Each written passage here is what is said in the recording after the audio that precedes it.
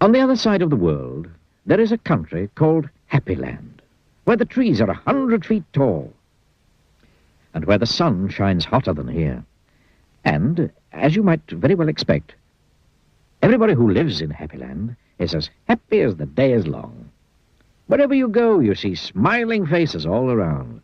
It's such a happy place that even the flowers seem to smile in Happy Land. And as well as all the people being happy, all the animals in Happy Land are happy as well. If you've never seen a mouse smile, or a cat, or a dog, or even a worm, you go to Happy Land. Now, this story is about somebody who lives there, and who happens to be called Mr. Happy. Mr. Happy is fat, and round, and happy. He lives in a small cottage beside a lake at the foot of a mountain and close to a wood. One day, while Mr. Happy was out walking through the tall trees in those woods near his home, he came across something which was really rather extraordinary. There, in the trunk of one of the very tall trees, was a door. Not a very large door, but nevertheless, a door. A small, narrow, yellow door. I wonder who lives here, thought Mr. Happy to himself. And he turned the handle of that small, narrow, yellow door. The door wasn't locked, and it swung open quite easily. Mr. Happy squeezed his rather large body through the rather thin doorway.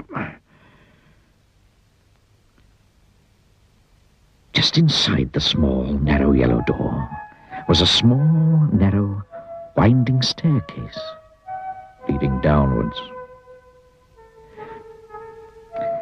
The stairs went round and round and down and down and round and round and down and down. Eventually, after a long time, Mr. Happy reached the bottom of the staircase.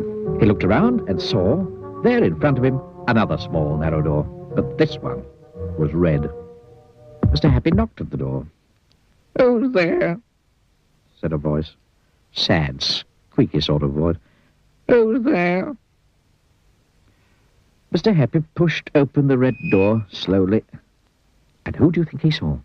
There, sitting on a stool, was somebody who looked exactly like Mr. Happy, except that he didn't look happy at all. In fact, he looked downright miserable. "Hello, Mr. Happy." "I'm Mr. Happy."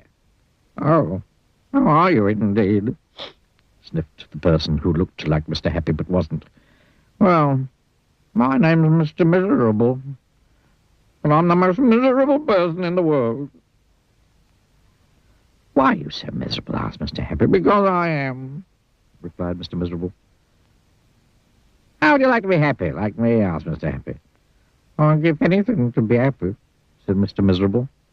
"Well, I'm so miserable I don't think I ever could be happy," he added miserably. Mr. Happy made up his mind quickly. "Follow me," he said. "Where to?" asked Mr. Miserable. "Don't argue," said Mr. Happy. And he went out through the small, narrow red door. Mr. Miserable hesitated, and then followed. Up and up the winding staircase they went. Up and round and round and up and round and round and up until they came out through the yellow door and into the wood. "Follow me," said Mr. Happy again, and they both set off through the wood back to Mr. Happy's cottage. Mr. Miserable stayed in Mr. Happy's cottage for quite some time. And during that time, the most remarkable thing happened. Because he was living in Happy Land, Mr. Miserable, ever so slowly, stopped being miserable. The corners of his mouth stopped turning down, and ever so slowly started turning up. And eventually, Mr. Miserable did something that he'd never done in the whole of his life.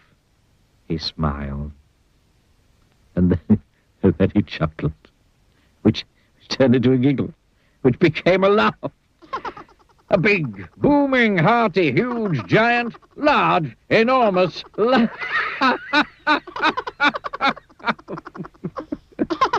And Mr. Happy was so surprised that he started to laugh as well. Both of them laughed and laughed. They laughed. They laughed until their sides hurt and their eyes watered. Mr. Miserable laughed and laughed and laughed. And Mr. Happy laughed and laughed and laughed. And because they were laughing so much, everybody who saw them started laughing as well.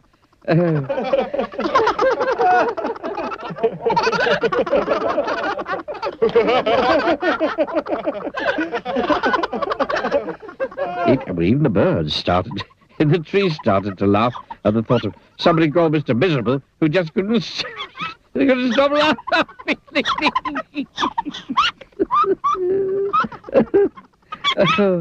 That really is the end of the story. Except to say that if ever you feel as miserable as Mr. Miserable, well, you know exactly what to do, don't you? Just turn the corners of your mouth up. Go on. Try it.